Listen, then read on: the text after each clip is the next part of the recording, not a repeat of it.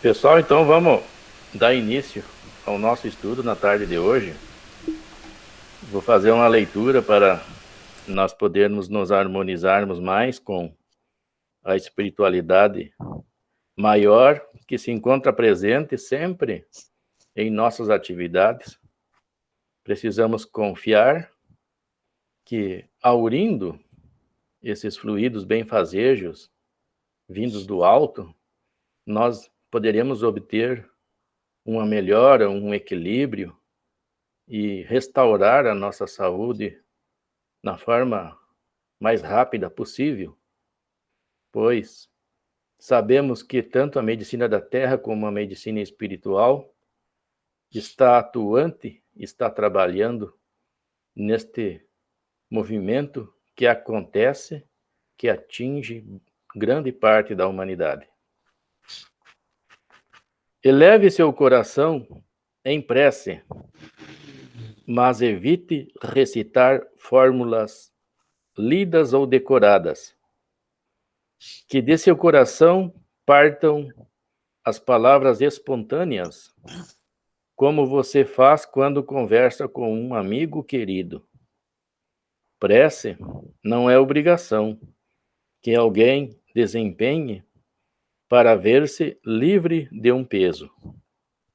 Ore fervorosamente, mas sentindo as palavras que profere, para que a ligação com as entidades angélicas seja efetiva e real.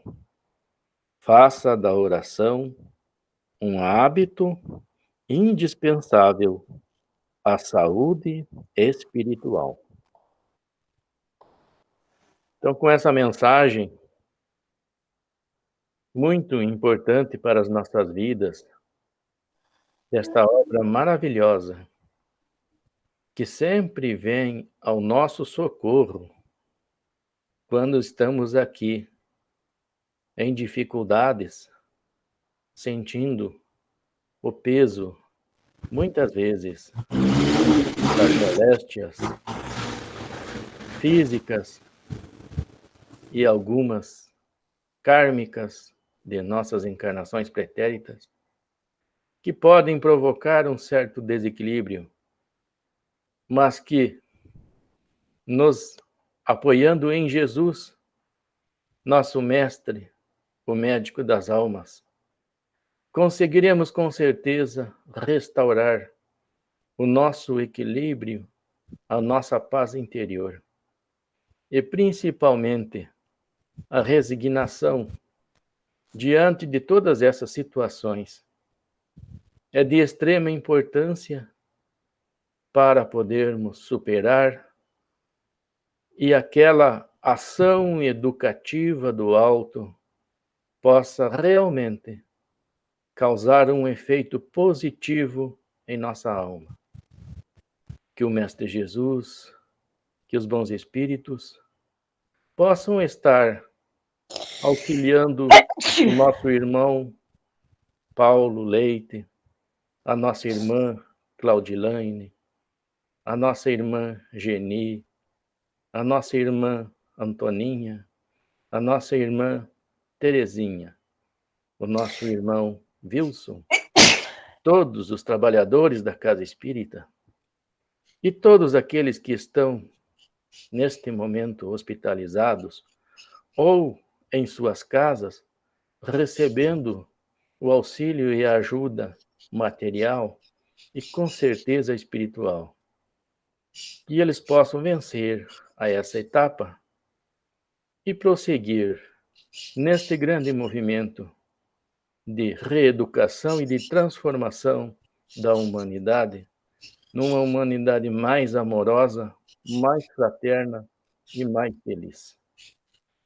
Tenhamos fé, tenhamos esperança em Deus, em Jesus, que com certeza iremos vencer.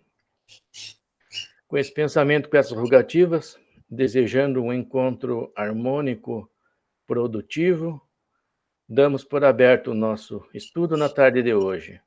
Que assim seja. Sim, sim.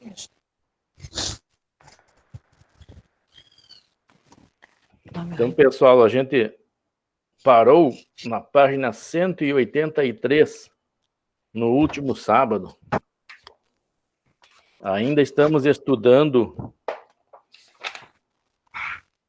o paralítico de Cafarnaum, né? Aquela passagem bíblica. A passagem bíblica do Evangelho de Marcos, que fala sobre esse fato que aconteceu com Jesus. Gostaria de pedir se o Wilson pode iniciar a leitura para nós. Sim, podemos. Então vamos compartilhar a tela aqui, para que todos possam visualizar acompanhando a leitura. Prosseguindo então, nós estávamos na página 185 da apostila eletrônica.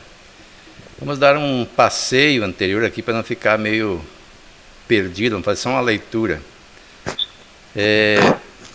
Eu até peço licença para ler desde o começo aqui do item 2. E vieram ter com ele, conduzindo um paralítico trazido por 4.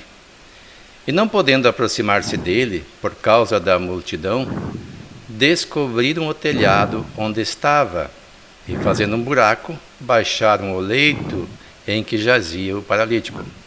Marcos capítulo 2, versículos 3 a 4.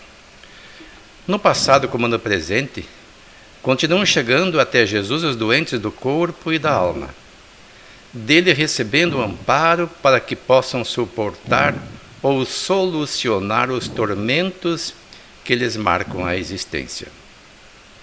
O paralítico era um espírito em expiação, num corpo entrevado, resgatava os erros do passado. O sofrimento resignado lhe abria o coração para o amor e despertara-lhe o desejo de viver nobremente. E por fim desenvolveu em seu íntimo a fé na bondade divina. A frase "e vieram ter com ele, conduzindo um paralítico, trazido por 4", destaca a ação caridosa de 4 amigos que, superando todos os obstáculos, chegam até Jesus. Ainda hoje sabemos da existência de pessoas que, imbuídas de amor e solidariedade, continuam conduzindo ao Mestre os portadores de doenças, algumas tão graves que, à semelhança do paralítico de Cafarnaum, não podem sair em busca de auxílio por si mesmos. O texto evangélico mostra também que a vida na terra se caracteriza pela presença de sofredores, de um lado, e de benfeitores, em número reduzido, de outro. Os benfeitores, representados pelos 4 trabalhadores anônimos, formam uma pequena equipe, unindo esforços para que os obstáculos sejam vencidos, segundo os princípios da lei de cooperação. Trabalham em uníssono, sem medir sacrifícios, garantindo equilíbrio e atendimento aos que se encontram sob o jugo da dor e do desajuste, carentes de tratamento. A expressão "e vieram ter com ele" revela que o título de benfeitores é concedido apenas aos que vivem na órbita do Cristo, que sabem conduzir os que sofrem até ele, encaminhando-os na direção do bem verdadeiro. Nem todas as pessoas conseguem, pelos próprios recursos, caminhar diretamente até o Cristo. Contam, então, com a boa vontade e a dedicação de amigos que por elas intercedem junto ao Senhor. Há enfermidades que permitem aos seus portadores buscar auxílio necessário por si mesmos. Outras, no entanto, devido ao agravamento do estado inicial, só podem ser superadas com o auxílio de outrem. Entretanto, independentemente do tipo de enfermidade, o processo de cura só se concretiza com a devida superação dos obstáculos, simbolizada na palavra multidão existente nesta frase, e não podendo aproximar-se dele por causa da multidão. Não são poucas as dificuldades que a luta renovadora oferece. Às vezes, os obstáculos se revelam como intransponíveis em razão dos bloqueios que impomos até nós mesmos, que impomos a nós mesmos quando na busca do equilíbrio. Devemos nos ajustar aos lances da cooperação fraterna ou à orientação das medidas terapêuticas. Com perseverança e confiança no amor do Cristo, conseguiremos, porém, superar a multidão de dificuldades que surgem no nosso caminho. Até esse ponto nós estudamos na introdução que fizemos no último encontro, mas eu achei interessante nós relermos para nós adentrarmos com, mais ou menos assim, com uma base do que nós vamos estudar hoje. Então, prosseguindo no estudo de hoje, nós chegamos aqui. Existe grande distância entre a mentalidade paralisada nos processos de reajuste e o auxílio operante do Mestre. É importante considerar que esta situação, mente paralisada versus auxílio operante, se conjuga perfeitamente, não só no plano das relações interpessoais, como no íntimo de cada um. Isto acontece porque as viciações geradas pelas experiências infelizes do passado imprimem um padrão comportamental que desencoraja o esforço de se obter a cura, que muitas vezes deve ocorrer na forma de decisões ousadas e significativas.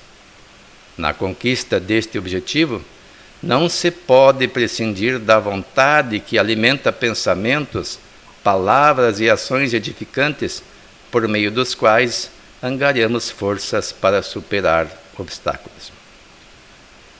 O texto do evangelista Marcos informa que os amigos do paralítico não se deixaram abater quando, conduzindo o doente até Jesus, depararam com a multidão. Usando da criatividade, abriram um buraco no telhado por onde baixaram o leito em que jazia o doente. Extraindo o espírito da letra, podemos afirmar que em todo o processo de auxílio encontraremos de forma natural uma multidão de desafios.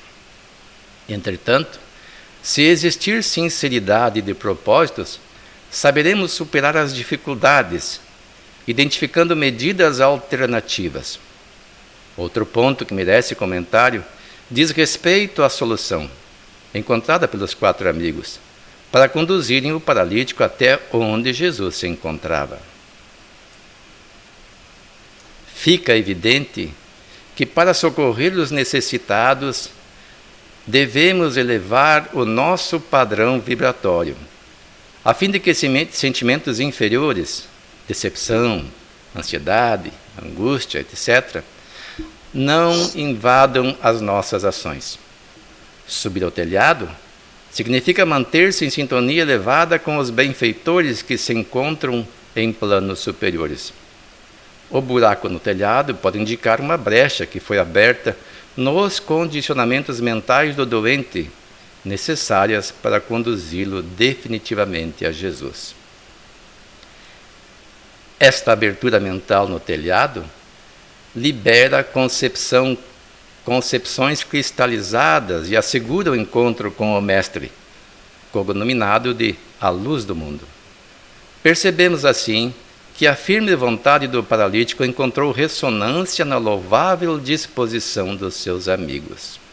Vamos fazer uma análise, Wilson, então, até esse trecho aqui que você leu, e considerando alguns aspectos desta passagem, me chamou a atenção naquele momento em que o texto fala que pela resignação o coração daquele paralítico despertou desejos de viver nobremente e por isso, e por fim, desenvolveu em seu íntimo a fé na bondade divina.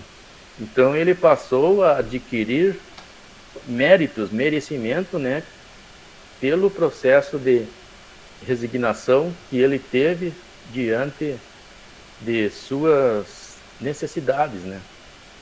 E, no caso ali, a enfermidade que o abatia. E conseguiu observar que havia uma multidão em roda de Jesus e ele conseguiu chegar até Jesus devido a essas condições que ele desenvolveu. Nos dias atuais também é necessário nós oferecermos essas condições para termos acesso ao socorro de Jesus. E essa condição, ela vem de dentro, né? Nos considerarmos pessoas que estamos passando pelo processo de reparação do pretérito, e de forma humilde seremos atendidos e poderemos restaurar mais rapidamente a nossa saúde e o nosso equilíbrio. E necessitamos com certeza ajuda, muitas vezes, de outras pessoas e de espíritos, né, que trabalham nessa seara do bem com muito amor, com muito afeto, com muita dedicação, socorrendo os mais necessitados. Tu conseguiu extrair mais alguma coisa, Wilson, desse trecho? Eu achei interessante porque o texto, na verdade, ele é autoexplicativo, mas leva à reflexão. Tem uma parte aqui que ele diz assim, extraindo o espírito da letra. Eu achei interessante colocar extraindo o espírito da letra. Isso aí se usa muito quando se fala das parábolas. Nesse caso não é uma parábola, é um relato de um fato. Mas eu fiquei pensando assim, deveria existir, com certeza existiram, inúmeros fatos semelhantes, ou tão quanto expressivos quanto este, né, na vida de Jesus. E eles, de certo, escolheram alguns. E, de fato, se nós formos olhar assim, o desafio do paralítico, Divaldo faz uma palestra assim que eu achei incrível como é que eles põem, né? Ele diz assim, abram alas, ele é paralítico, estamos levando para... as palavras eram outras, mas para ser socorrido por Jesus. Mas a multidão não abria espaço, dizia ele assim. As pessoas somos egoístas, cada um pensa em si. E daí alguém teve uma ideia, levem-no pelo telhado. Aí levaram pelo telhado, abriram um espaço e desceram bem próximo a Jesus. Então eles enfrentaram, eu fico imaginando a dificuldade que é um cara numa maca, seria o leito dele, né? Mas para ser conduzido tinha que ser tipo de uma maca. Aí tinha uma escada, diz que as casas na época tinham uma escada lateral para subir ao telhado. E eles devem ter subido por ali, mas mesmo assim é difícil, tem que amarrar a pessoa para ela não escorregar. E depois abrir um espaço e descer com as cordas até onde estava Jesus. Então ele fala aqui em espírito da letra, afirmar que em todo o processo de auxílio encontraremos de forma natural uma multidão de desafios. Então, nessa análise da pessoa que fez do texto, esta multidão são os desafios simbolicamente nossos. Lá não era um símbolo, era um fato. Mas na vida também nós encontramos desafios.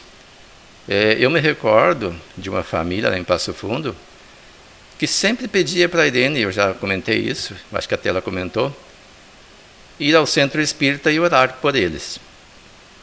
Eu não me lembro se foi eu que sugeri a Irene, foi ela que tomou a iniciativa de dizer a eles que o importante era que eles fossem. A gente com certeza faria isto.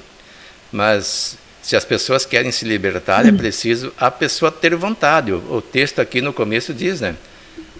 Não se pode prescindir da vontade, que alimenta pensamentos, palavras e ações edificantes, por meio das quais, ou dos quais, angariamos forças para superar o obstáculo. Porque é muito cômodo a pessoa pedir para alguém orar por ela, ou se dirigir a um lugar de oração, e anotar seu nome, e a pessoa fica em casa, nos seus afazeres. Não abre mão do que tem que fazer, acha mais importante aquilo que é material. Mas, resumindo, essa pessoa acabou aceitando o convite, e inclusive foi presidente, não sei se ainda é, de um centro espírita em Esteio. Está bem engajado no movimento espírita. E ele sempre diz que graças a Irene se tornaram espírita. É bem interessante. Mas foi preciso se mobilizar, foi preciso ter vontade. No caso dele, a multidão eram os desafios. A família dele tinha alguns com problemas visuais, ele gastava bastante em operações para a vista dos filhos, né? Então a despesa era grande, e ele tinha um mercado lá, então ele gastava bastante no mercado. Aliás, gastava bastante dos recursos que ganhava no mercado, e não dispunha de muito tempo para atender a outras questões. Era importantíssimo para ele trabalhar na sua atividade de iniciativa privada, um mercadinho próprio, pequeno, para angariar os recursos para fazer frente aos desafios da vida normais para uma família. Então era difícil encontrar um tempo, mas ele encontrou. E acredito, tenho certeza que isso foi muito bom para ele, porque aí ele começou a ver a vida de uma forma diferente.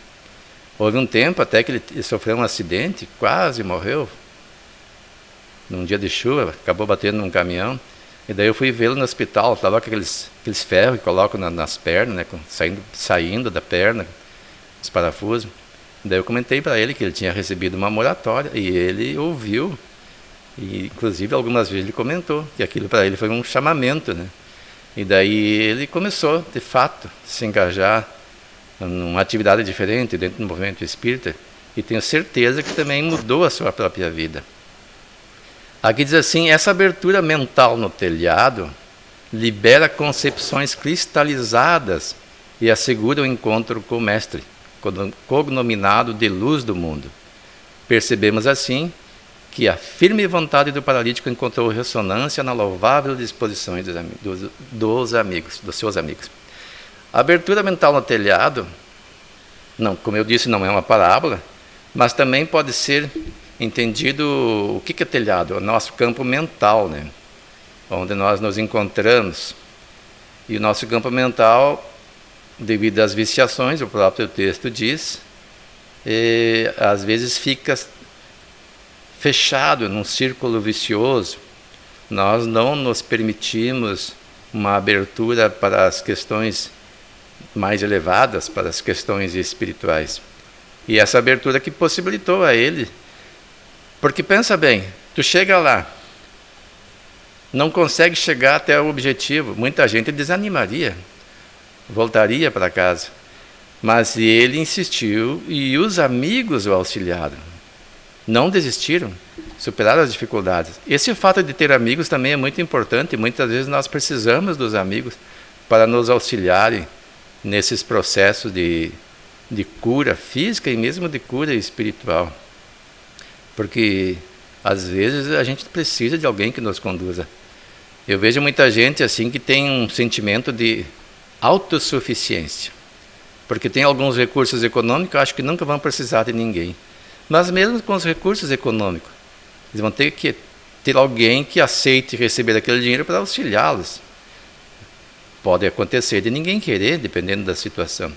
Então, nós sempre vamos precisar de alguém. Nunca somos na Terra autossuficientes, e se não, pelo menos dos espíritos superiores para nos auxiliarem. Muito bem.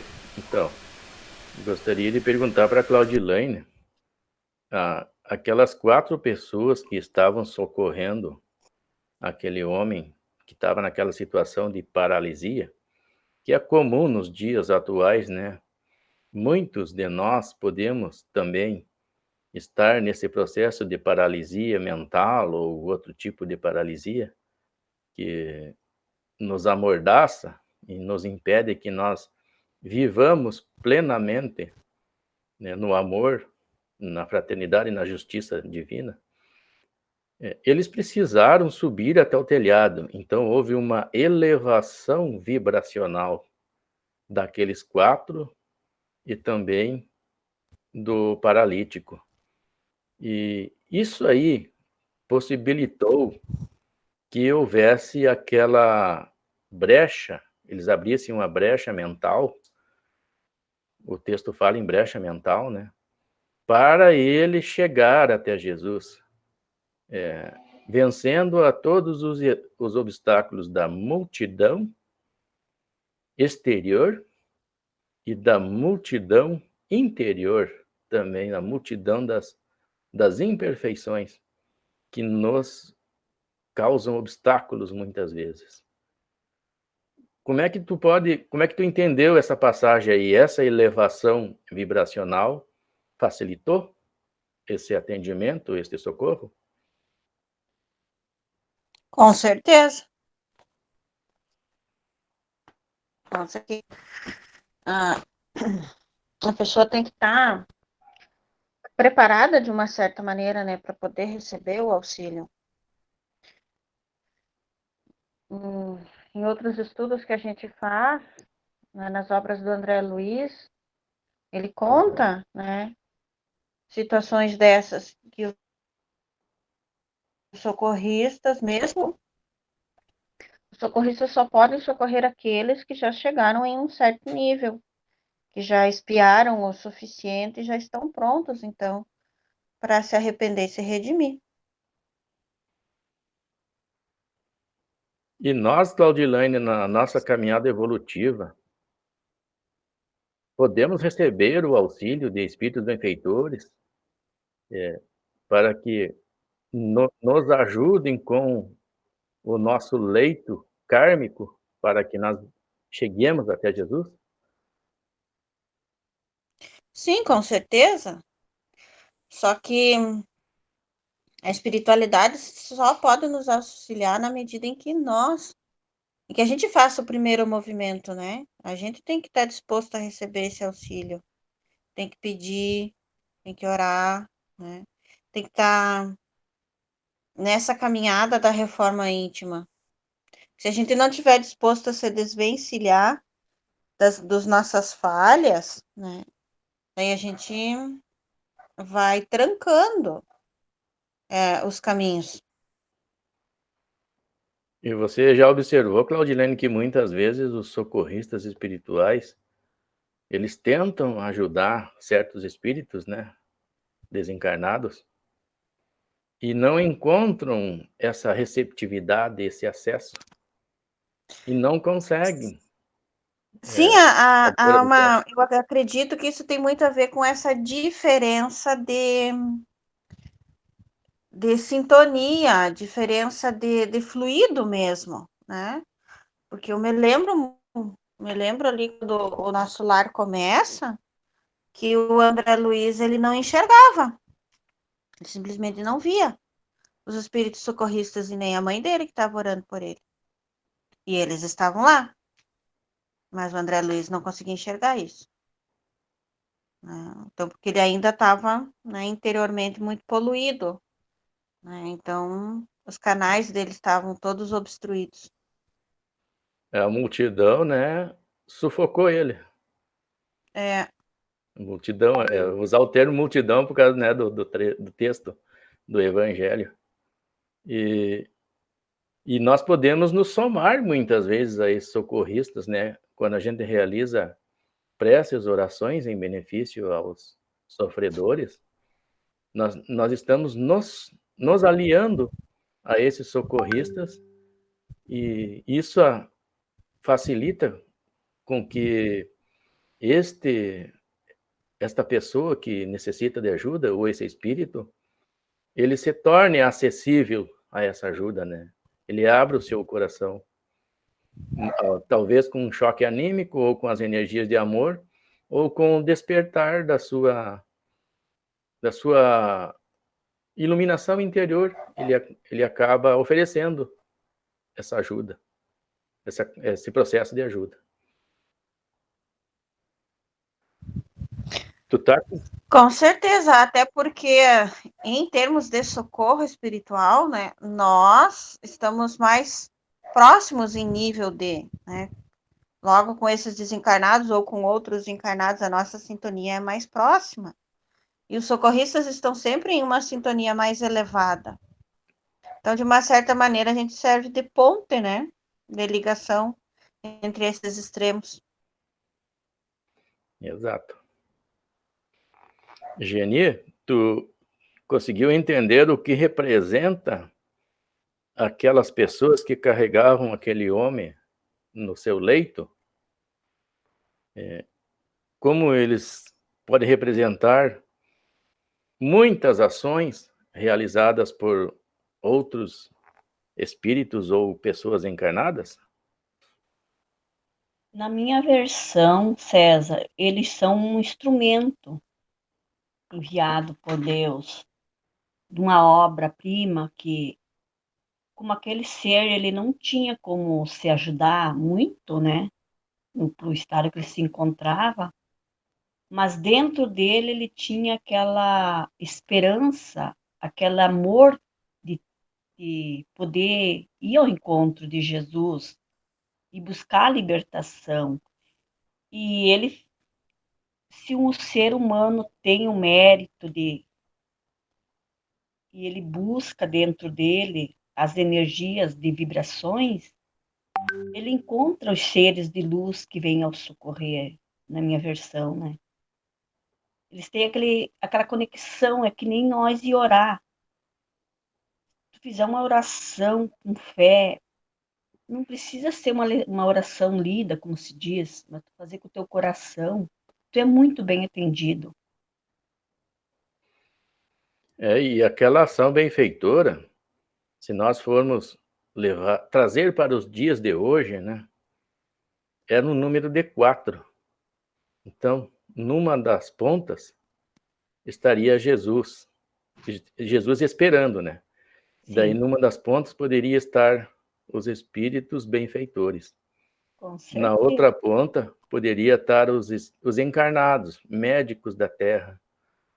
E na outra ponta, todo aquele que ora e em benefício daquele irmão. Então é uma ação conjunta Isso, entre encarnados e desencarnados, com certeza. que são representados por aqueles 4 ali no texto evangélico. E isso aí mostra, César, na nossa vida real, no nosso dia a dia, que a gente nunca está sozinho.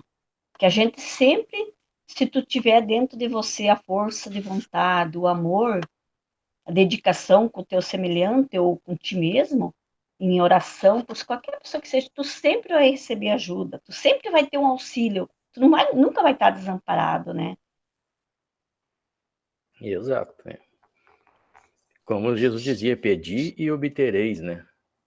Sim, essa semana, César, eu vi uma reportagem de um pai que tem um filho de 12 anos cadeirante e ele não tem internet. Daí o vizinho dele tem internet, mas só pega no meio do mato, numa árvore mais alta que tem. O pai levantava todos os dias, é muito emocionante, 6 da manhã, para relevar o filho, 7 horas, 7h15, arrumar tal guri naquela cadeira lá em cima para ele poder assistir as aulas com a internet do vizinho.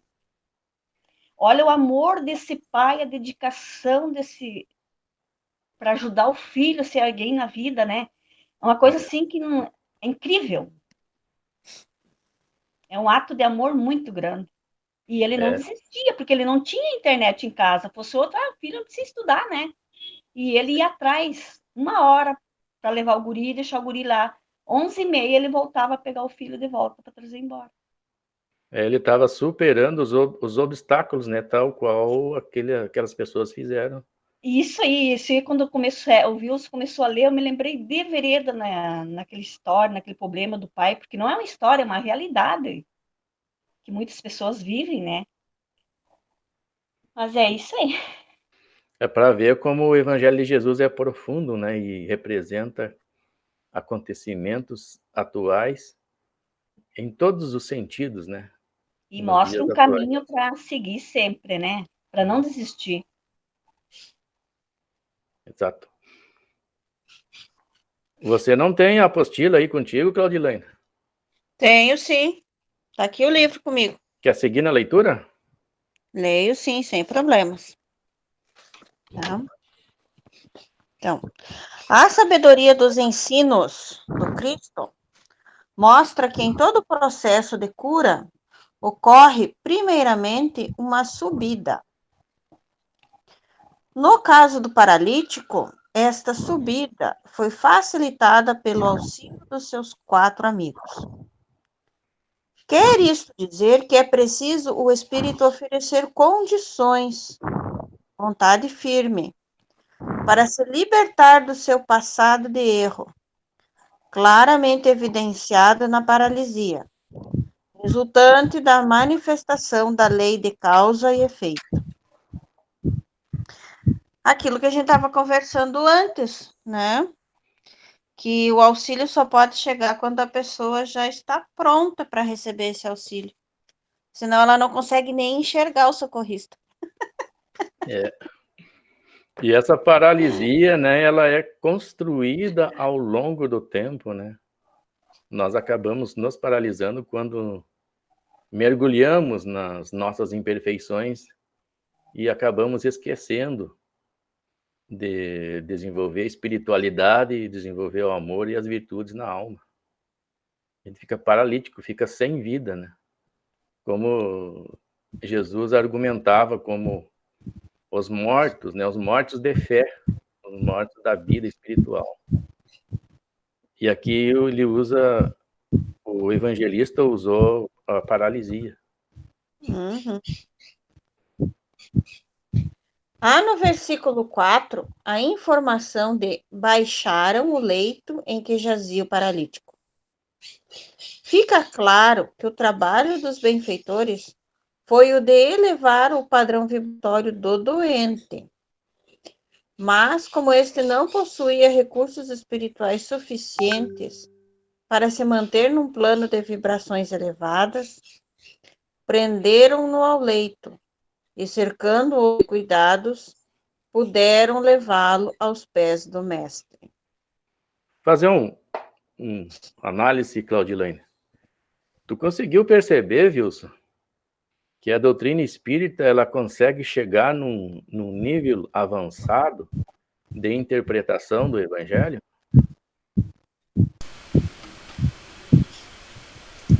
Esse é um fator importante. Nós estamos estudando o livro A Gênese e encontramos uma parte bem interessante quando fala no começo do Espiritismo, em que as mensagens vinham de diversos pontos do planeta e se buscava a universalidade dos ensinos dos Espíritos, ou seja, aquilo que os Espíritos são concordes no que dizem. Foi o trabalho do Kardec fazer esta seleção. E as pessoas que pediam preces do mundo inteiro, espíritos do mundo inteiro, diz ali, das mais diversas religiões, não encontravam nenhuma dificuldade em aceitar o que o Espiritismo trazia agora, porque, na verdade, o que o Espiritismo faz? Ele está esclarecendo pontos que ficavam mal explicados, ou até mal traduzidos, ou até modificados ao longo do tempo. E o próprio Cristo não disse claramente certos pontos, a não ser aqueles que dizem respeito à moral, né? Amar a Deus sobre todas as coisas e ao próximo como a si mesmo. Tanto isso foi claro que ele também exemplificou como fazer, perdoar ao semelhante, igualdade, essas coisas todas, etc. A base da moral cristã. Mas as questões controversas, que até então eram controversas, já não são mais, ficaram para depois. E o Espiritismo veio esclarecer. Jesus dizia assim: na casa de meu pai há muitas moradas. E as pessoas que não conhecem a doutrina espírita e que não fazem uma análise do Evangelho com profundidade, não vão lá nos originais, tendem a acreditar que as moradas da casa do pai é um lugar paradisíaco qualquer, em algum lugar do universo, como se fosse algo físico, delimitado, onde há muitas casas para morar. Não entende que quando Jesus fala muitas casas, na casa de meu pai há muitas moradas, aliás, moradas, né? Essas moradas não são casas, são planetas onde se pode ter vida em que os espíritos encarnam. Como o universo, como se diz, é infinito, então há infinitas moradas, infinitos lugares que podem ser habitados por pessoas em processos reencarnatórios. O Espiritismo faz isso de uma maneira clara, ele vem explicar as razões do sofrimento, por que uns sofrem, outros não, dentro de uma mesma família, por que um tem dificuldade de aprender, o outro capta as coisas mais facilmente, um tem saúde, o outro já encontra dificuldades nessa área, por que alguns são mais suscetíveis a certos tipos de contaminação, enquanto que outros não. O Espiritismo esclarece que isso aí é um processo decorrente da lei de causa e efeito e também da questão evolutiva, né? Tudo no mundo evolui, os próprios corpos evoluem, e alguns estão um pouquinho mais evoluídos no sentido de desenvolverem certas capacidades de contornar a situação. Mas por que um espírito então nasce num corpo mais adaptado e outro no outro? O Espiritismo vem dizer que o modelador do nosso corpo é o perispírito. Ele é como se fosse uma forma. Ele direciona o espermatozoide mais adequado para um processo energético a se desenvolver. Porque numa ejaculação tem de 200 a 300 milhões de espermatozoides. Se nós formos acreditar de que vence o mais adaptado ou o mais apto, não haveria ninguém com imperfeição. Haveria só pessoas bem saudáveis, porque o melhor espermatozoide ganhou a competição. Mas tem mais um detalhe, não basta chegar no óvulo, é preciso adentrar o óvulo.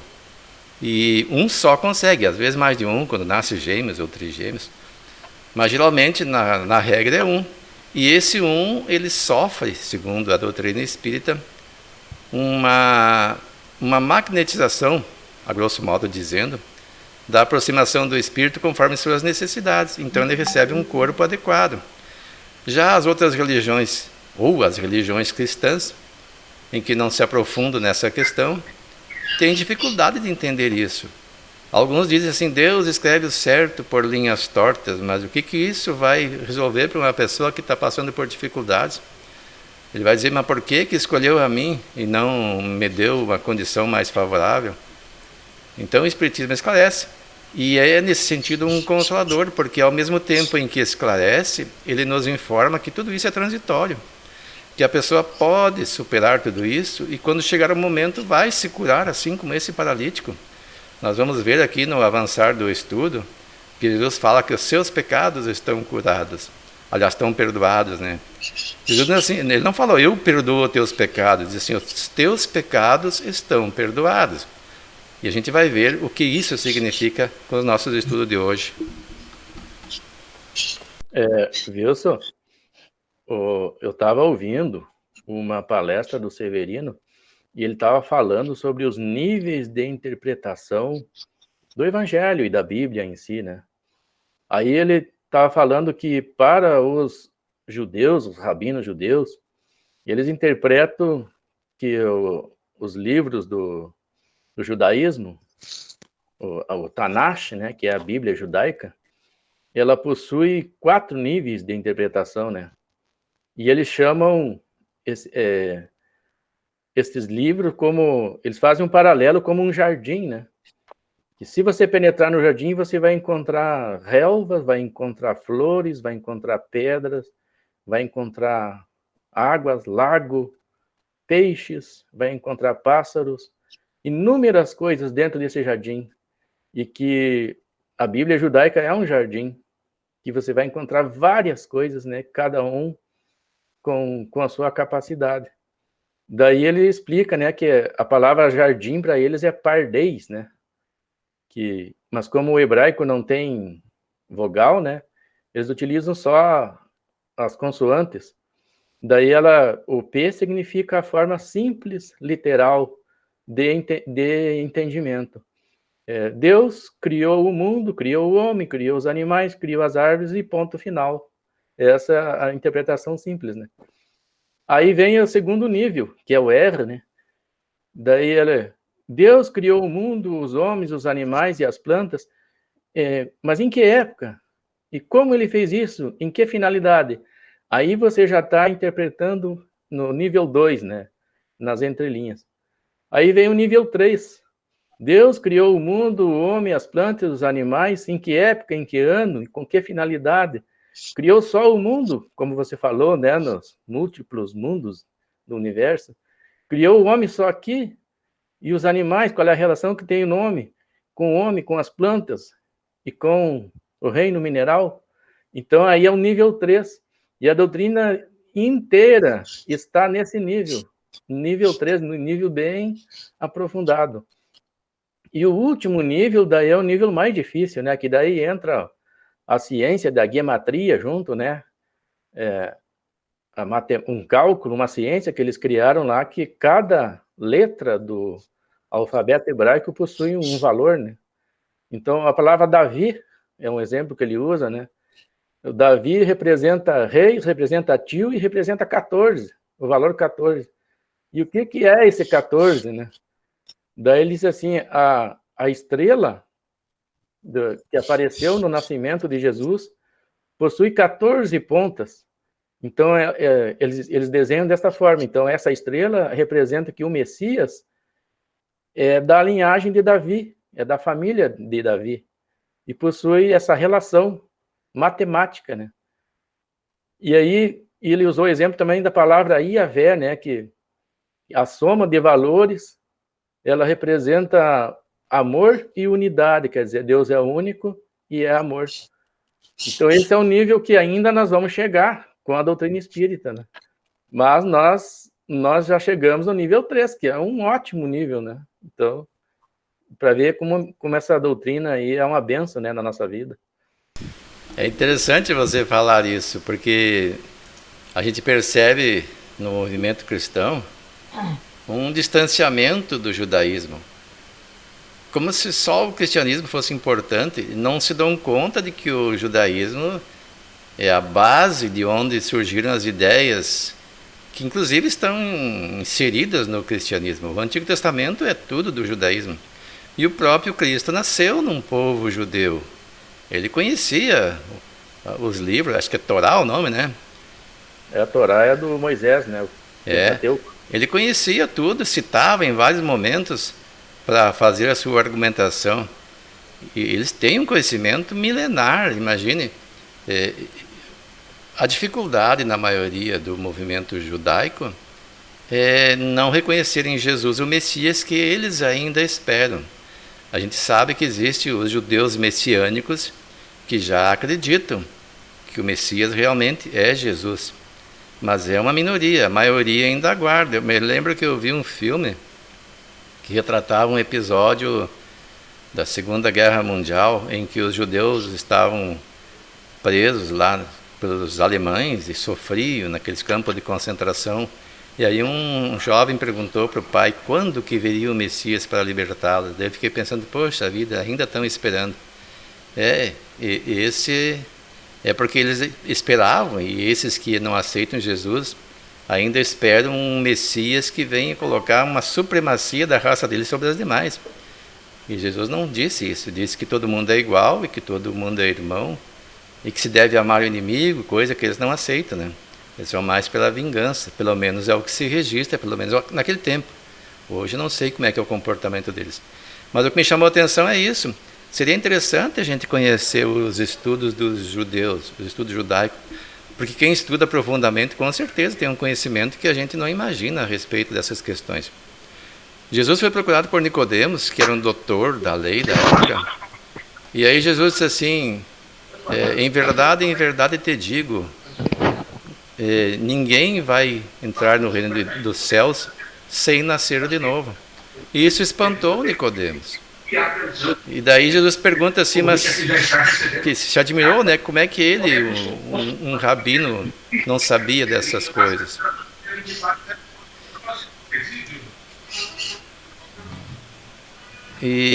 O carro de som está dando interferência aqui. Eu parei um pouquinho porque queria ver onde é que estava esse som. E daí ele diz assim, se te falo das coisas da terra e você não me entende, que dirá se falasse das coisas do céu? Então essas questões que o Espiritismo traz são coisas da terra, terra a terra. A gente ainda não entrou nas questões mais aprofundadas, que dizem respeito à vida extraterrestre, à vida do ambiente espiritual mais aprofundado, nós somos como aluninhos do básico, estudando ainda para sair do fundamental lá, aprendendo a soletrar para poder entender as questões espirituais. Antes de prosseguirem, eu vou pedir no próximo parágrafo, eu quero ler um texto que eu anotei aqui. Lê-se o próximo parágrafo, daí eu quero ler um texto extraído de No Mundo, de Chico Xavier, do Emmanuel. Tá bom. Gostaria de perguntar então para Dona Terezinha Isolão ou Dona Antoninha se tem alguma pergunta para fazer ou alguma colocação referente ao estudo de hoje.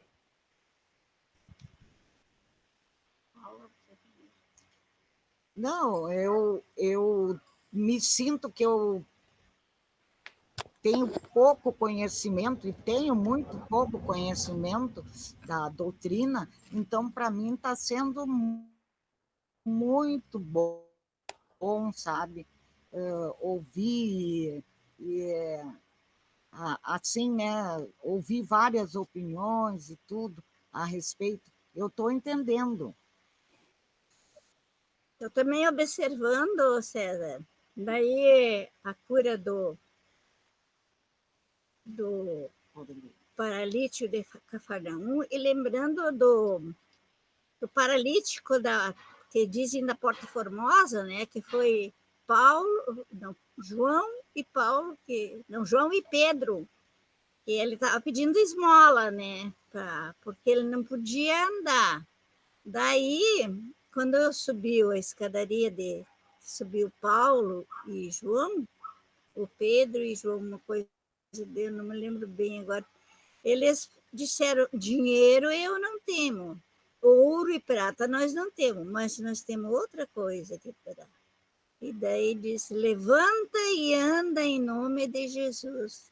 E ele foi curado naquela hora. Então me recordou essa mesma parábola. Achei, Exato, Dona Antoninha. achei importante. Esse texto. Exato, Dona Antoninha, realmente. Provavelmente era Pedro e João que formavam aquela dupla. Que o Paulo ele se enganjou no movimento cristão depois, mais ou menos um ano depois que Jesus foi crucificado.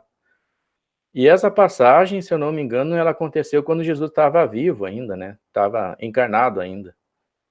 E eles ofereceram algo que realmente o paralítico precisava, que era a mensagem de Jesus e essa possibilidade dele obter a cura. E ele estava acessível, receptível a essa ajuda que eles lhes propuseram e obteve a cura, realmente. Ela vem, assim, ao encontro, né, desta lição que nós estamos estudando hoje, né? Desse ensinamento que estamos estudando hoje. Wilson, tu quer ler, então, o parágrafo? Daí tu já faz a tua colocação.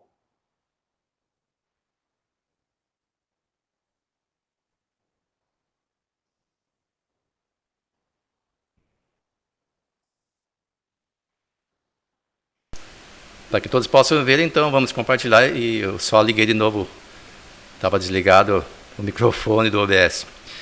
Então diz assim o parágrafo: o paralítico, por sua vez, posicionado no piso evolutivo que lhe era próprio, mas mantido sob assistência espiritual superior,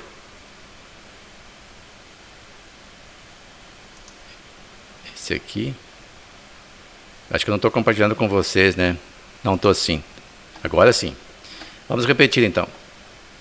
O paralítico, por sua vez, posicionado no piso evolutivo que lhe era próprio, mas mantido sob assistência espiritual superior, consegue assimilar com equilíbrio o auxílio que lhe chega.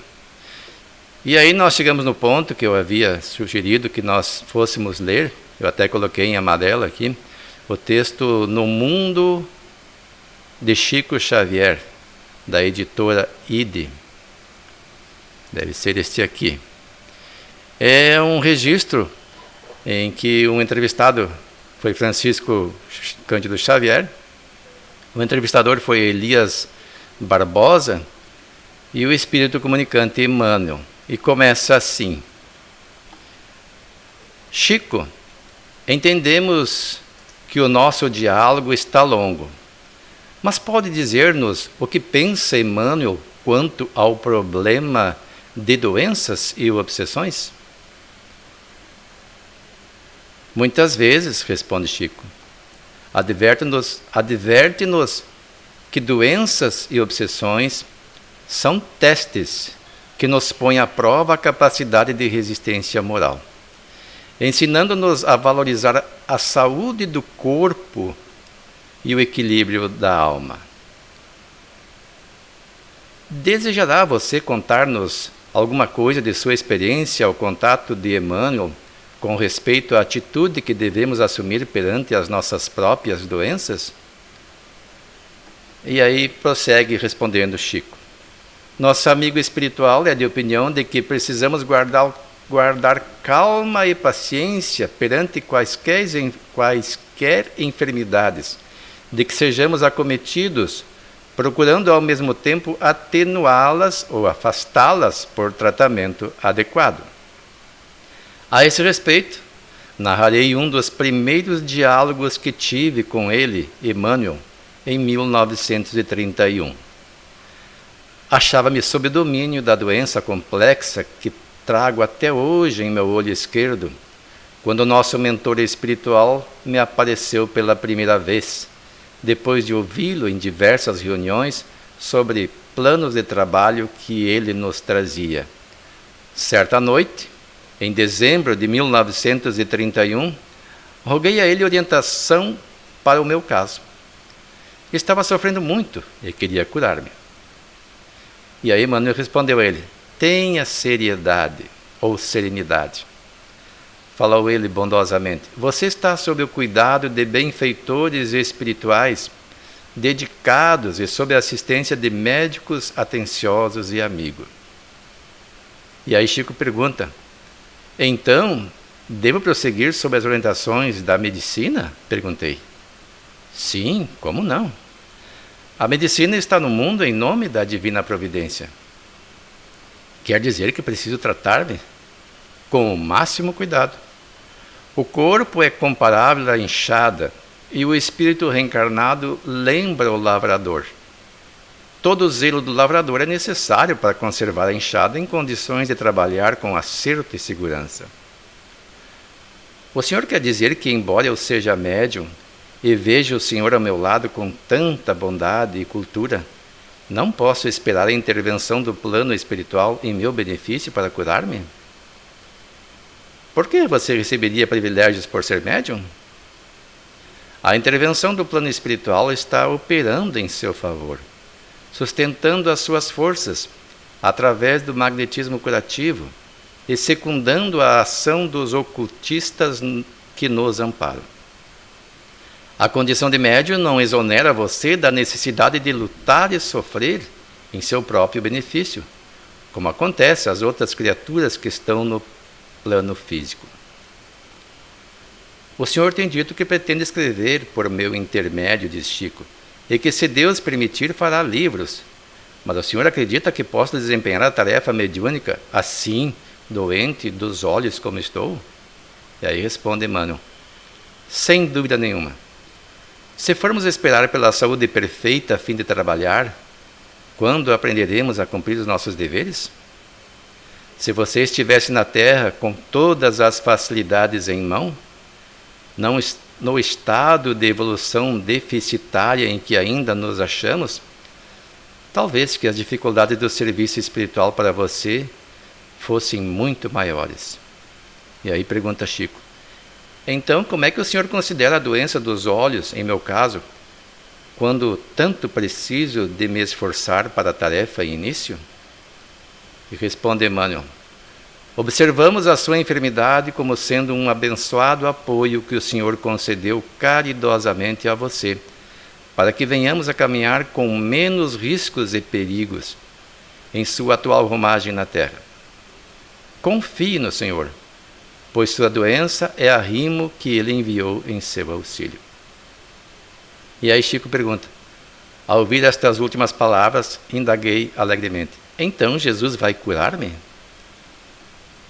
Emmanuel me fitou com bondade e mandou que eu abrisse o Evangelho segundo o Espiritismo no capítulo 6, intitulado O Cristo Consolador, e recomendou que eu começasse a leitura do texto.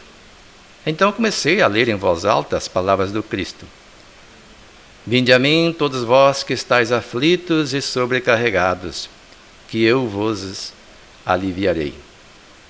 Quando atingi a palavra aliviarei, nosso amigo espiritual sustou a leitura e disse-me: compreendeu bem?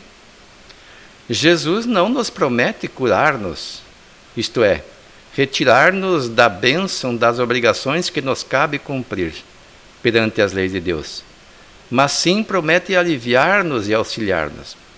Confiemos no Mestre Divino e trabalhemos.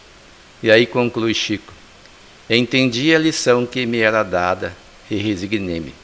Hoje, depois de transcorridos 36 anos sobre este diálogo, agradeço ao Senhor a bendita doença que carrego nos olhos, sempre tratada por médicos amigos e por amigos espirituais, pois ela tem sido em todo esse tempo um agente providencial, induzindo-me à reflexão e ensinando-me a respeitar o sofrimento dos outros.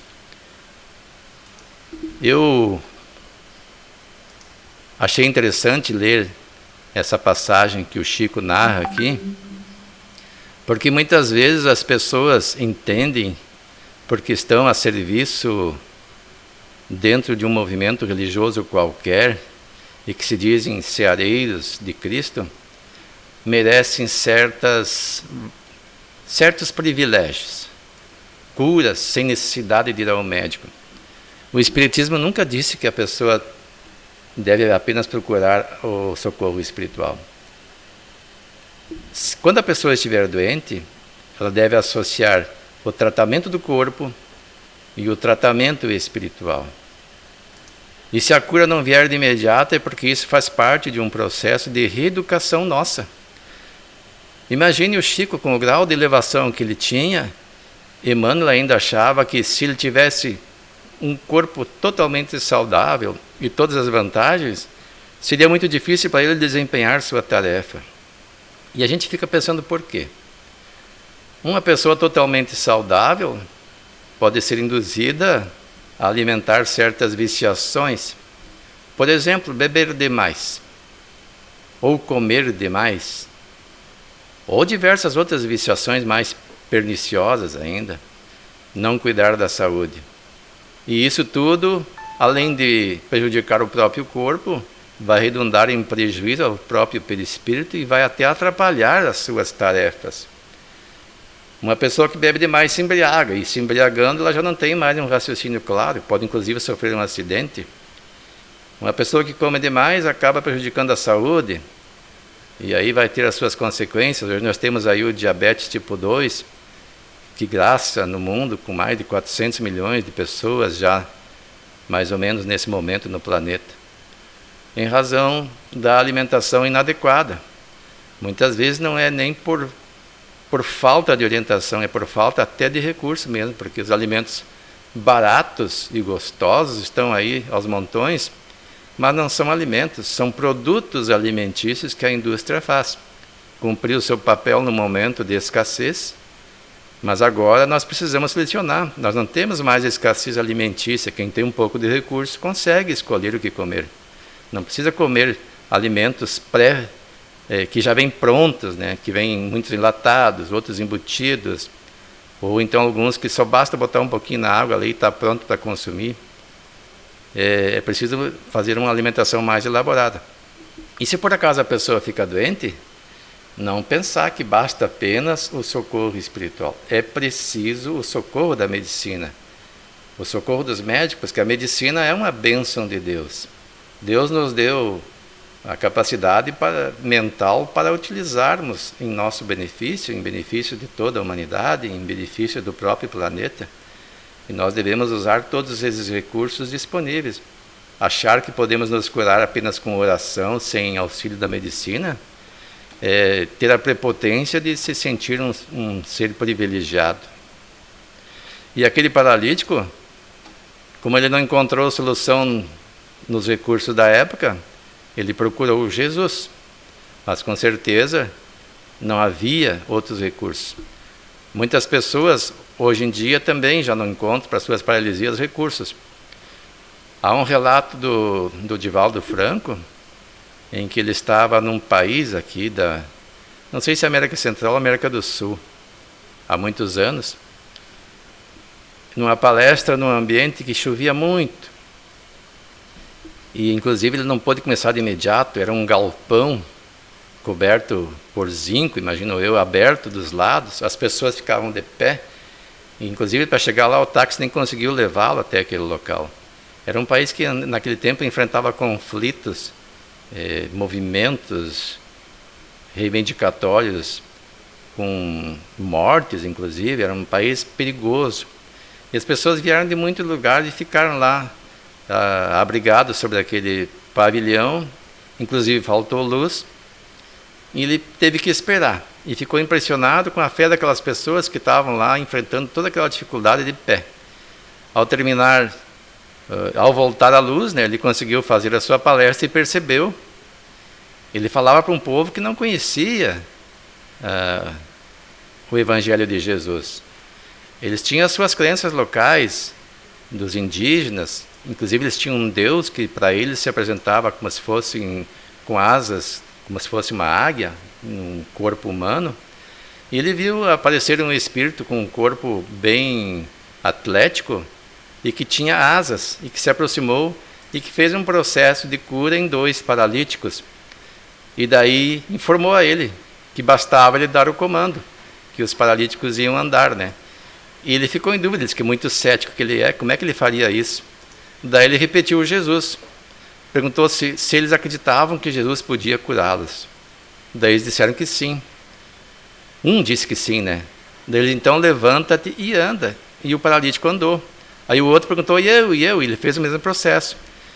Mas junto com eles tinha uma médium, que estava numa cadeira de roda, tinha trazido de muita distância por outras pessoas, e aquele espírito não fez nenhum processo de cura na médium. Ela ficou paralítica ainda. E ele nem tentou curá-la, porque ele não se achava capaz e não se acha capaz. Ele fez aquilo porque aquele espírito fez aquele processo. E aí, ele perguntou mais tarde por que aquela médium não foi curada. Eu não me recordo a resposta que foi dada, mas é algo semelhante a isso que aconteceu aqui com Chico Xavier. Chico Xavier disse por que ele não tinha as vistas curadas, se ele ia precisar delas para fazer psicografia. E o Emmanuel diz para ele, aqui eu vou reler, aqui mais adiante de novo. Por que você receberia privilégio por ser médium, disse Emmanuel? A intervenção do plano espiritual está operando em seu favor, sustentando as suas forças através do magnetismo curativo e secundando a ação dos ocultistas que nos amparam. Quem são os ocultistas? São os espíritos.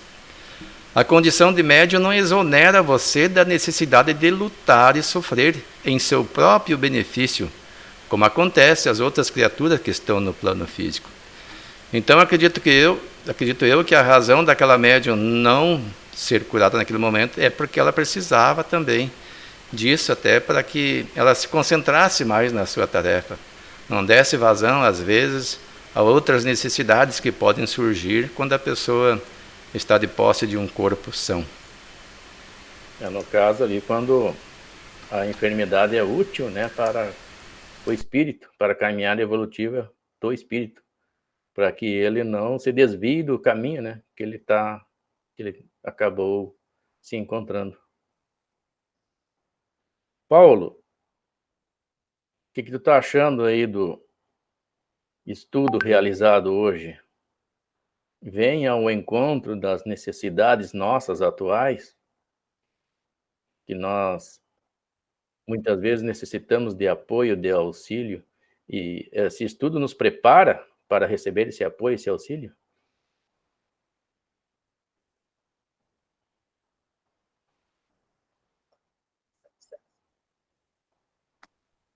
muito interessante, César. Concordo plenamente que esses obstáculos que acontecem na nossa vida é para nos botar em prova daquilo que a gente vem estudando e vem achando que aprendeu, né? Aí tem que ter a prova para você dar testemunho. No meu caso, até agradeço a Deus por ter vindo de uma forma suave em mim.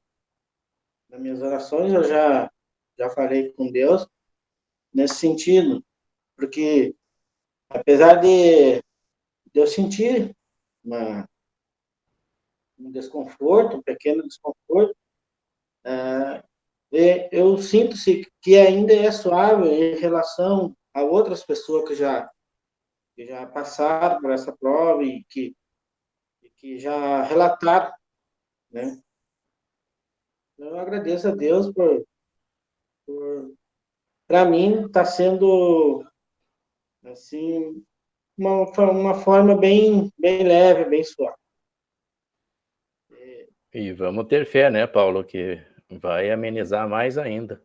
E assim, ó, o meu psicológico, o meu emocional, eu também agradeço os ensinamentos do Espiritismo, do nosso Evangelho, porque estou bem tranquilo, entendeu? Não está abalado em nenhum momento. Aceito totalmente esse ensinamento aqui, acho que se encaixa perfeitamente no meu caso. E como o Wilson falou, né, caprichando na terapia espiritual e na terapia física, né, com a medicação que os médicos estão dando, tu vai vencer. Sim, Com certeza tu vai vencer essa sim, etapa aí. perfeito. É. Eu me lembro que eu estava no hospital, tinha feito uma cirurgia, dali 10 dias eu tive que fazer outra cirurgia, né? Uma em cima da outra. E estava lá no hospital, né, na recuperação, e as enfermeiras diziam assim, mas ele é bem calmo, né? Não reclama. É a doutrina que prepara a gente, né? Nesse sentido. Não que a gente Eu não acho que estivesse sentindo os efeitos, né? Da anestesia, da cirurgia em si. Mas a gente acaba aprendendo, né? A ter mais resignação. Daí, quando uma passava o serviço para outra, ela dizia assim: é bem calmo, é bem tranquilo. Que muitos ficam reclamando, né? E se revoltando lá no hospital, e daí dificulta mais, né? se tiver que desencarnar igual, reclamando ou não. Desencarna igual, né? Com educação. Eu me lembro que uma vez eu estava viajando de ônibus, né, para Porto Alegre, eu ia seguido lá. Daí um velhinho conversava a noite inteira. Daí um se incomodou e disse para ele: mas por que o senhor não fica quieto? Por que o senhor não dorme? Disse: não, é que eu tenho medo que o ônibus bata, né, e eu venha morrer dormindo, né? Ele não queria morrer dormindo, queria morrer acordado. Que diferença faz, né? É uma figura. E em relação ao paralítico, muitas vezes, esses que nos socorrem, ou até mesmo se algum caso que cabe a nós socorrer, eu acho assim que em vidas pretéritas, a gente acaba se comprometendo e traçando um laço de comprometimento, e aí depois se reencontra para que possa ajudar determinada pessoa para limpar de sua consciência as culpas que ainda incomodam. Né? Então, às vezes até dentro da própria família acontece isso. No meu caso do paralítico, eu entendo dessa forma. As pessoas que ajudarem ele carregar e levar até lá o encontro de Jesus, tinha um elo de ligação com ele. É realizado realmente esse trabalho de redenção, né, de todos que tiveram participação naquele caso. É como a Geni falou daquele jovem, né, que estava na cadeira de rodas, o esforço que o pai dele fazia para ajudar ele, né. Ou ele era um missionário, né, ou ele reencarnou já com esse fim, para ajudar aquele filho, que ele também pode ter tido, né, participação para que ele construísse aquela situação, né. Então, ele se comprometeu junto também, né. Mas isso aí é só hipótese, né, a gente não pode afirmar nada, né. É hipótese que possíveis, né. Vamos então, seguindo a leitura, Claudilane.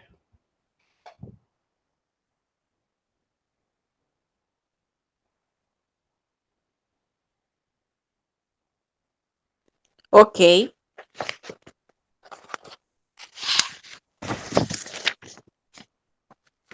Vemos então que a renovação mental, com base nos enunciados da Boa Nova e da doutrina espírita, é a chave capaz de abrir esta passagem superior que nos fala Marcos, para que ocorra nossa descida no plano da cura definitiva.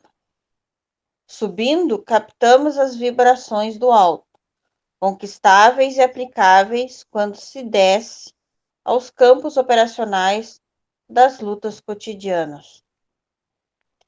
A fim de que o operário de Jesus funcione como expressão de claridade na vida, é indispensável que ele se eleve ao monte de exemplificação, apesar das dificuldades da subida angustiosa, apresentando-se a todos na categoria da construção cristã. É engraçado que esse texto aí, ele também fala, né, que aquele paralítico precisou se elevar, né. E depois eles desceram ele até Jesus, né. E Jesus se Isso, encontrava, né, não naquele patamar tão elevado, no patamar baixo. Então Jesus precisou descer no patamar mais baixo para poder chegar aos homens necessitados, né. Ele realizou essa função para poder realizar o o socorro, o atendimento. E muitos espíritos fazem isso, né, eles descem até a terra para poder auxiliar os homens que estão aqui necessitados. Ou descem até as regiões umbralinas também, para poder realizar aqueles atendimentos. E os que estão aqui encarnados precisam se elevar para haver essa conexão com esses espíritos, né. Então, um conjunto de informações mesmo bem complexo. Tu viu, César, como é que é essa elevação? Não é só um exercício de mudança de padrão vibracional. O texto diz aqui, num parágrafo deslocado, a fim de que o operário de Jesus funcione como expressão de claridade na vida, é indispensável que se leve ao monte de exemplificação, apesar das dificuldades da subida angustiosa, apresentando-se a todos na categoria da construção cristã. Então, como é que a pessoa se eleva? Ali o monte da exemplificação. Mas para ti atingir esse nível de exemplificação, tem que fazer um grande esforço. E esse monte são as nossas dificuldades pessoais, as nossas imperfeições, as nossas viciações, que a pessoa precisa vencer, senão ela não vai ser um exemplo. Aí não adianta querer fazer um momento de reflexão e achar que se elevou mentalmente para socorrer os demais. É preciso estar moralmente elevado, para depois descer aos lugares de sofrimento para socorrer aqueles que estão caídos. Senão não adianta se aventurar. Corre até o risco de sofrer um acidente nesse percurso aí. E, inclusive, viu, Jesus dizia assim, a tua fé te curou, né? Como assim a tua fé te curou? A primeira impressão que se tem é que ele acreditou e recebeu o benefício da cura. A propósito, César, muitas pessoas procuram o passe como um tratamento fluídico, né? E eu aqui separei um texto que fala o que é o passe. Posso passar? Sim, só vou terminar o meu raciocínio, daí tu pode passar. Tá, ok. Daí essa fé não é o simples acreditar, uma confiança. É uma fé ativa, uma fé participativa, né? Então, essa mudança de padrão vibracional é uma participação junto aos ensinamentos, ao Evangelho de Jesus, é a vida com Jesus. Aí ela cura, ela é capaz de curar realmente as mazelas da alma, né? As dores da alma. Pode passar então, Wilson, esse texto aí. Então vamos lá. O que é o passe? Vamos compartilhar aqui.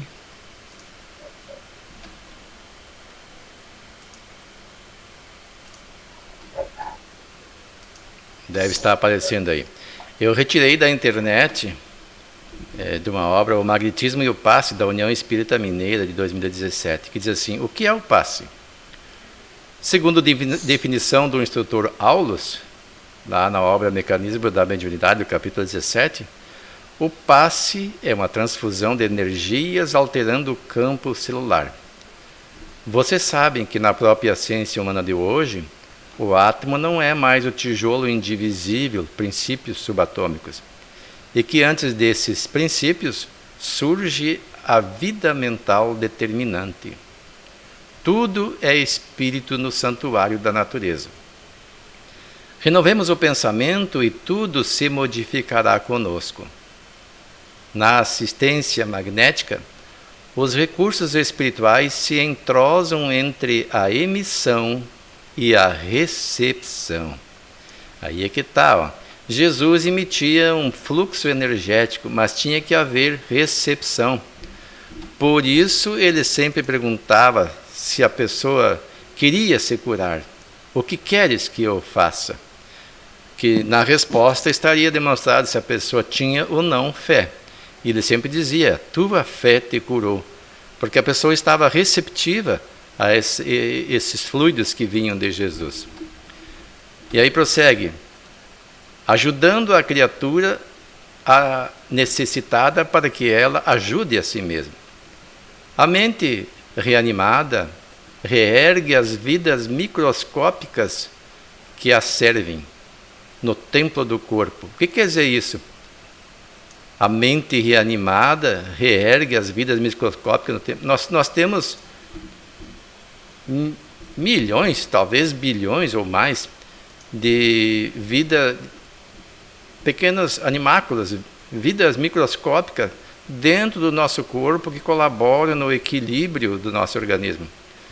No próprio trato digestivo existe uma fauna importantíssima que pode ser destruída conforme aquilo que a gente ingere de líquido ou alimento. Então tem que tomar cuidado nesse aspecto. E a nossa mente tem uma influência muito grande nesse campo também de atuação. Porque quando nós desenvolvemos um pensamento de estresse demasiado tempo, ansiedade, medo, e isso é muito comum, pelo menos nesse último ano, em grande parte da humanidade, esse medo acaba repercutindo num desequilíbrio dentro do nosso corpo que afeta toda essa fauna.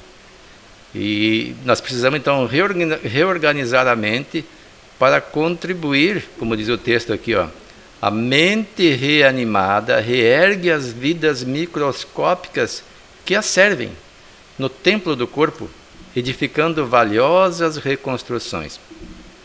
O passe, como reconhecemos, é importante contribuição para quem saiba recebê-lo, com o respeito e a confiança que o valorizam. O Espírito Emmanuel assim define o passe. Assim como a transfusão de sangue representa uma renovação das forças físicas, o passe é uma transfusão de energia psíquicas com a finalidade de que os recursos orgânicos são retirados de um reservatório limitado e os elementos psíquicos são do reservatório ilimitado das forças espirituais. Está lá em O Consolador, questão 98. Repetindo, então, ele fala que o passe é como se fosse uma transfusão de sangue. Representa uma renovação das forças físicas. Já o passe é uma transfusão de energias psíquicas, que vem do reservatório que não tem fim. A transfusão de sangue tem um limite.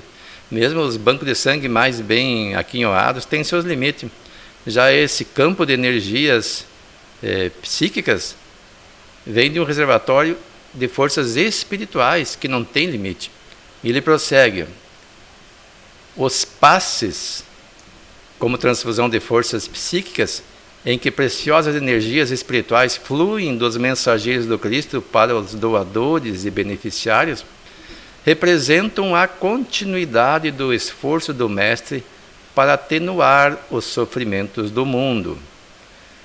Está lá em Emmanuel, Caminho, Verdade e Vida. E André Luiz diz, o passe não é unicamente transfusão de energias anímicas, é o equilibrante ideal da mente, apoio eficaz de todos os tratamentos. Opinião Espírita, capítulo 55. O passe, portanto, não possui somente a finalidade de tratamento físico, mas também psíquico, pois como ensina Kardec sobre os fluidos. Aqui é sobre os fluidos, não confundir com o passe, né? Sob o ponto de vista moral, trazemos o cunho dos sentimentos de ódio, de inveja, de ciúme, de orgulho, de egoísmo, de violência, de hipocrisia, de bondade, de benevolência, de amor, de caridade, de doçura, etc. Sobre o aspecto físico, isso ainda falando dos fluidos, né? São excitantes, calmantes, penetrantes, adstringentes, irritantes, dulcificantes, suporíferos, narcóticos, tóxicos, reparadores, expulsivos, tornam-se força de transmissão, de propulsão, etc. O quadro dos fluidos seria, pois, o de todas as paixões, das virtudes e dos vícios da humanidade e das propriedades da matéria, correspondente aos efeitos que eles produzem. Então, esses fluidos que são manipulados pelas pessoas que praticam a terapia do passe, devem ser depurados ao máximo possível. A pessoa que está lá tem que ter, no mínimo, vontade de auxiliar o próximo. Ela não pode estar lá apenas para fazer como se fosse um ritual e deixar toda a tarefa para quem é assistido ou para os espíritos. Nós sabemos que o passe é uma transfusão de energia do médium e também manipulada pelos espíritos, que retiram elementos da natureza, dos animais, até mesmo das pessoas que estão na plateia, quando é dentro de um centro espírita que há um público lá presente. Então, onde houver recursos, eles utilizam, e juntamente com os recursos que o médium pode disponibilizar. E, como diz o texto também, é importante que a pessoa que esteja recebendo tenha vontade de se curar e tenha fé. Por isso que Jesus perguntava, o que queres que eu faça? Quero que me cures. E daí ele dizia, a tua fé te curou. Mas é importante nós termos em mente como é que isso acontece, porque de Jesus vinham os fluidos mais puros que se pode imaginar. Um espírito da grandeza dele. Tem um outro episódio que nós vamos ver no próximo encontro, que fala sobre a condição dele de governador do planeta, né, que ele já existia, inclusive, antes da Terra ser formada, já era um espírito puro. A Terra começou a sua formação há 4,5 bilhões de anos. E aí ele já tinha a capacidade de receber uma incumbência direta de Deus, junto com outros espíritos, de projetar e construir uma habitação para todas as criaturas que hoje habitamos a Terra. Então ele tinha os fluidos melhores que se possa imaginar. Quando alguém se predispunha a recebê-los, bastava ele falar, não precisava nem impor as mãos. E se ele impusesse as mãos, então a pessoa teria nisso mais uma bengala do que uma necessidade.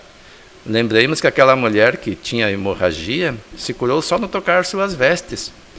E ele diz, senti que de mim saiu uma virtude, parece que é esse o termo. A virtude que saiu é esses fluidos. E ele tinha total domínio sobre isso. Exato. Jesus era tão puro que até inconscientemente ele curava. Né? As pessoas se beneficiavam desses fluidos que ele emitia. Pessoal, já estamos chegando ao nosso horário, já passamos do horário. Gostaria de agradecer, então, a participação de todos e que Deus possa permitir que no próximo sábado estejamos novamente reunidos aqui para continuarmos com o nosso estudo e com as nossas reflexões. Gostaria de pedir para a Geni fazer a prece de encerramento e de agradecimento do nosso estudo da tarde de hoje. Então, levamos nosso pensamento a Deus, ao Mestre Jesus, em sintonia a todos os seres que se encontram doentes em forma desta corona, nos hospitais, nas casas, que eles possam buscar a serenidade e a cura, que eles possam ter paciência, que Deus sabe das coisas e nós nada sabemos, que os mentores de luz vão aos lares de cada um, tocando o seu coração, a sua mente, e dando a paz de espírito, e dando a força e a coragem para enfrentar suas lutas. Agradecida por esse encontro tão sábio, e que nós possa fazer bom uso de tudo aquilo que foi lido. Que a paz do Mestre Jesus entrelace o coração de todos, dando a paz que nós precisamos, que possamos ter cada dia mais força e amor para lutar, enfrentar tudo aquilo que tivermos que passar. Como diz aquele ditado, tudo passa. Agradecido por esse momento, agradecido por tudo, meu Deus, muito obrigado, por nos unir em oração, e unir em pensamentos, que possamos passar essas energias positivas a todos os que necessitam, que Deus e a espiritualidade amiga está sempre presente nos lares, no coração de cada ser humano, que nós possa ter a permissão de nos encontrar novamente no mesmo horário do próximo sábado. Que o Mestre Jesus se faça presente na vida de todos, que assim seja. Que assim seja. Então, muito obrigado, pessoal, novamente pela presença de todos. Até o próximo sábado, se Deus quiser. Se Deus quiser. Bom final de semana para todos.